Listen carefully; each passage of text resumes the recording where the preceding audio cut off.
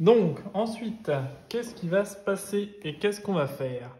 Qu'est-ce qu'on va faire? Qu'est-ce qu'on va faire? Là, on a 2, 4, 5 cartes. 5 cartes, 5 cartes.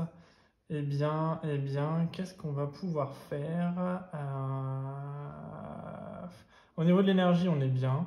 Au niveau de l'énergie, on est bien. C'est au niveau des symboles on va pas être très bien parce qu'on va voir ces deux symboles à résoudre à la fin, plus ces deux symboles-là. Ça va pas être génial, franchement. 2, 4, 5 cartes. 6, 7. Ouais, on va faire ça. On va se reposer de nouveau et on va tirer deux cartes. On n'a toujours pas de symbole Michel Strogoff, c'est pas de chance parce que on peut pas s'aider de ses alliés, vous voyez. Donc par contre, on a pioché une carte et on aura un éclair, donc ça c'est plutôt pas mal. On va pouvoir résoudre ce danger-là. Donc ça c'est pas mal. Ensuite c'est au tour d'Ogaref. Ogaref qui va se déplacer d'une case de nouveau, donc il va bientôt sortir de sa phase de 3 cartes à piocher pour l'affronter. Et on va remplacer, hop, mince, c'est pas de chance, parce qu'on arrive proche de la fin et elle nous aurait bien servi, Maria. Hop, on la remplace par un nouvel allié.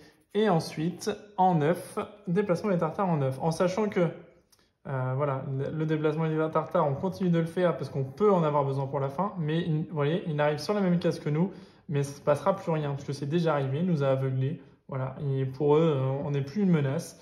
Donc du coup, il ne se passe absolument rien, ça ne changera rien maintenant.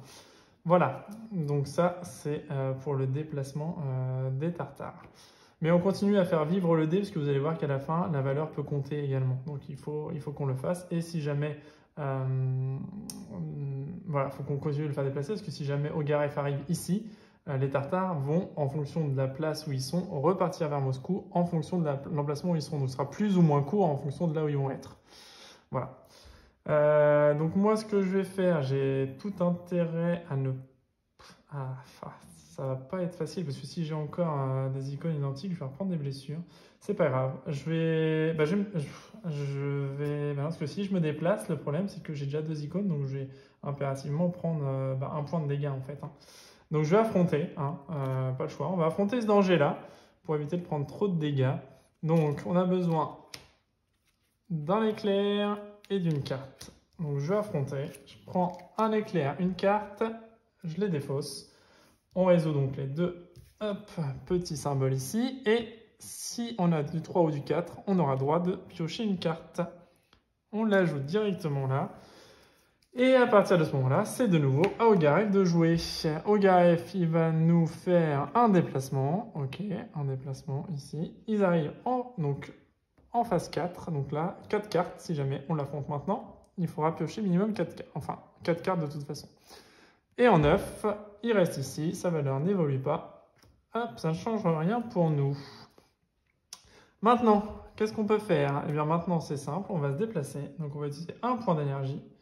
Et on va se déplacer en 10. Donc là, en 10, on récupère une carte route en espérant ne pas avoir les symboles des tartares. Et non, ça va, on a de la chance. On n'a pas les symboles tartares, je vous montre quand même. On a l'éclair et la main bandée.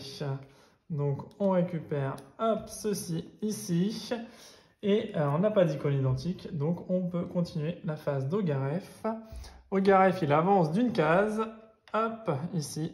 Et on jette le dé. Ah, ça c'est plutôt pas mal, ça peut être sympa pour nous. Et on fait 3. Donc là sur les valeurs 3, j'ai qu'une seule carte, c'est celle-ci qui me permet de piocher une carte supplémentaire. Donc une carte supplémentaire, hop, je récupère une petite main bandée, ça tombe très bien. Et les tartares se déplacent en 9. Ils sont déjà sur la case 9, ils vont pas bouger. Donc ça c'est cool. Ensuite, qu'est-ce qu'on va avoir? Eh bien, qu'est-ce qu'on va avoir? 2, 4, 6 cartes. On a 6 cartes en main. On a 6 cartes en main. Je vais me débarrasser de celle-là. Je vais me débarrasser de celle-ci. Donc on va affronter les dangers de nouveau. Je vais dépenser une main bandée et je vais dépenser 2 roues de chariot. Hop. Pour éliminer cette carte-là, qui me permet immédiatement, avec ce symbole-là, de tirer une carte. Hop. Un petit chapeau. Et voilà. Donc ça c'est plutôt pas mal. C'est plutôt pas mal.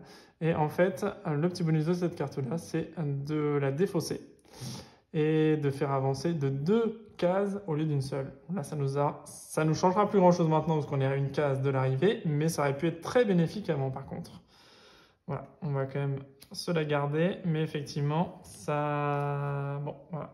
Ça me donnera pas grand-chose maintenant, mais c'est dommage qu'en la tirant plus tôt, on aurait pu faire 2 cases d'un coup et éviter qu'il se rapproche de trop. On a affronté, maintenant on va voir s'il va arriver dans la dernière zone ou pas. Il va se déplacer d'une case seulement, donc pour l'instant il est toujours dans le 4. On va lancer un dé. Allez, on espère faire une belle valeur. 1. Donc 1, j'ai cette carte-ci et ma carte, enfin mon action principale, le plateau, qui est de tirer une carte. Et donc du coup, je vais pouvoir tirer 2 cartes. Et ça, c'est plutôt bien. Donc, je prends une première carte, hop, une main gantée. Et une deuxième carte avec un chapeau. Et ça, c'est pas mal. Hop, ça me varie un petit peu mes cartes. Donc là, j'ai quand même une belle variété de cartes. J'ai 2, 4, 6 cartes en main. C'est plutôt pas mal. Les tartares se déplacent en 9. Je ne sais pas si je l'avais fait, mais de toute façon, il reste là. C'est la même case. Ok. Donc, voilà. Donc, il reste sur le 9. Bah écoutez, donc là maintenant, ça redevient de nouveau à notre tour. Et nous, ce qu'on va faire, eh bien, c'est qu'on va se déplacer dans notre étape finale avant, parce que là, comme il se déplace minimum d'une case, il va arriver sur la 5e, donc sur 5 cartes à affronter, au lieu de 4. Donc là, on va perdre une énergie, à 4 ici, et on va arriver en destination finale, sur la 11e destination. Donc à partir de ce moment-là, qu'est-ce qui se passe? Eh bien c'est simple, on va regarder où se situe Ogaref. Ogaref est en 4e position, enfin sur sa position avec 4 cartes à tirer. Donc ça va être très simple, eh bien on va tirer 4 cartes, face cachée, 1, 2, 3 et 4. Ensuite, l'ordre des choses, c'est que si on avait encore des cartes danger ici, eh bien on aurait dû les affronter immédiatement. Une fois, donc là on n'en a pas, tant mieux. Une fois qu'on les a affrontés, on doit affronter ensuite la carte tartare si on en a une. Si on n'en a pas, tant mieux, encore une fois, si on les a évités. Mais nous on a été aveuglés, ils sont venus sur notre case, on a été aveuglés, laissés pour morts. Donc on a récupéré cette carte-là, cadenassée, et c'est à ce moment-là du jeu qu'on va pouvoir la déverrouiller. Le seul problème, c'est que, vous voyez, on n'a pas... en fait, on n'a pas les icônes correspondantes à ça. Donc, ce qu'il va falloir faire, c'est d'avoir 2 icônes identiques de chapeau et 2 icônes identiques de nouveau pour enlever la griffe. On a vaincu la carte des tartares. On peut maintenant s'attaquer à Ogaref. Alors, Ogaref, comment on l'attaque? Eh bien, c'est simple. En fait, on va retourner cette carte-là, parce que c'est pas gagné, du coup, vous voyez, on n'a plus que 2 cartes. Comment on fait? Donc, on va avoir 4 cartes d'affrontement d'Ogaref. Eh bien, c'est très simple. On retourne la première carte du paquet, on la retourne ici. Il me demande un symbole de masque. Génial, on a un symbole de masque. Tout simplement, je défausse mon symbole de masque, on l'affronte. Cette carte-là est vaincue. Ensuite, on tire la prochaine. Et on a un symbole... de poinçon, là, un poinçon directement, un scellé. Et le scellé, je n'en ai pas. Donc, dans ce cas-là, pour combattre cette carte-là, je vais perdre 1 point de vie. Je passe 3 points de vie. Je pioche une nouvelle carte, main bandée, super, j'ai la main bandée, je me défausse de la main bandée et j'affronte cette carte-là. Et enfin, il nous réclame une roue que je n'ai pas. Je vais perdre 1 point de vie et je défausse la dernière carte d'Ogaref. Nous avons encore 2 points de vie à la fin du combat contre Ogaref, ce qui fait que nous remportons la partie. Voilà, donc on a remporté la partie contre Ogaref, la partie est terminée et si notre compteur était arrivé à 0, et bien dans ce cas-là, on aurait perdu la partie sur le combat. En sachant que les tartares, voilà, il y a plein de cartes Ogaref, avec plein de symboles.